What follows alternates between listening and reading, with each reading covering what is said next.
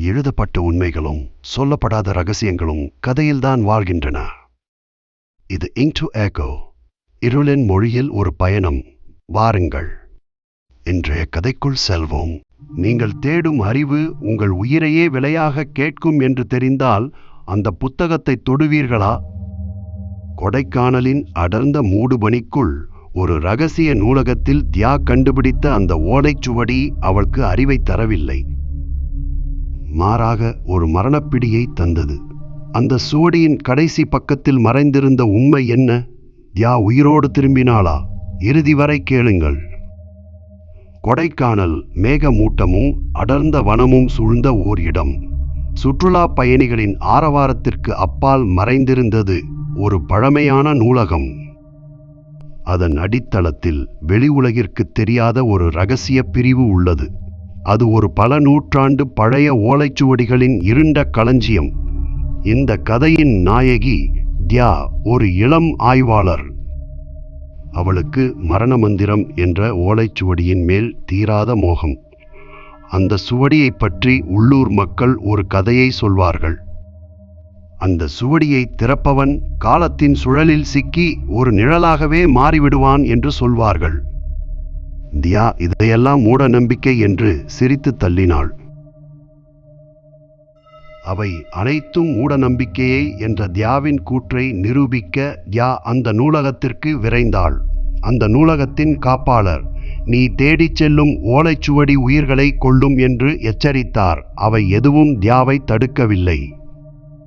தியா அந்த ஓலைச்சுவடியை தேடும் ஆர்வத்தில் மூழ்கினாள்.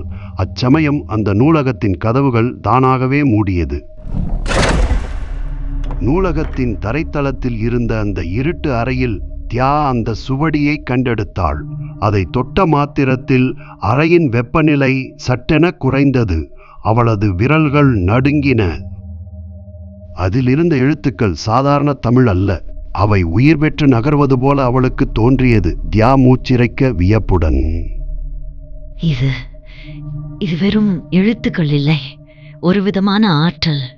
இதோ இந்த இடத்துல ஒரு பெண்ணின் உருவம் வரையப்பட்டிருக்கிறது. அவள் கழுத்தில் ஒரு விசித்திரமான பதக்கம். திடீரென நூலகத்தின் மின் விளக்குகள் பிளிக்கர் ஆகி அணைந்தது. அடுத்த நொடி இருள் கவி கொண்டது. தியா பதற்றத்துடன் தன் டார்ச் லைட்டை ஆன் செய்தாள். அதன் வெளிச்சம் அலமாரியின் உடைந்த கண்ணாடியில் பட்டது. அங்கே அவளுக்கு பின்னால் ஒரு உருவம், கிழிந்த ஆடையும் கலைந்த தலைமுடியும் கொண்ட ஒரு பெண்.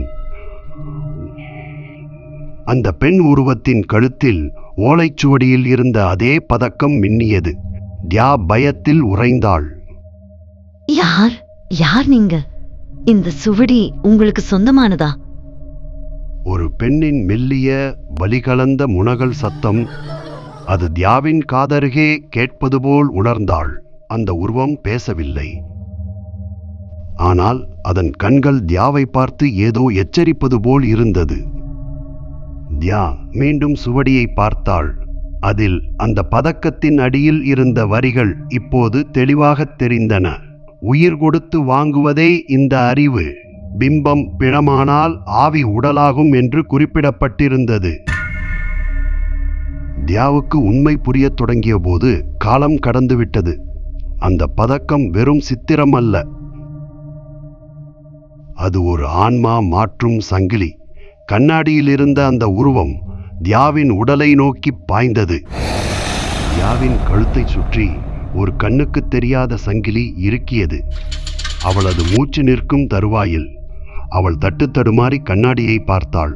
இப்போது கண்ணாடியில் இருப்பது அந்த பழைய பெண் உருவம் அல்ல, மாறாக அதில் இருந்தது தியா. அவளது ஆவி கண்ணாடியின் சிறைக்குள் தள்ளப்பட்டது. அந்த பழைய உருவம் இப்போது தியாவின் உடலை பெற்று ஒரு குரூரமான புன்னகையுடன் நூலகத்தை விட்டு வெளியேறியது. பேனாவில் மை காய்ந்துவிடும், ஆனால் சத்தம் கேட்டுக்கொண்டே இருக்கும். இது இங்க்ட் டு எக்கோ. இது போன்ற கதைகளை தொடர்ந்து கேட்க லைக் மற்றும் சப்ஸ்கிரைப் செய்யுங்கள். உங்கள் கருத்துக்களை கமெண்டில் பதிவிடுங்கள். அடுத்த அத்தியாயம்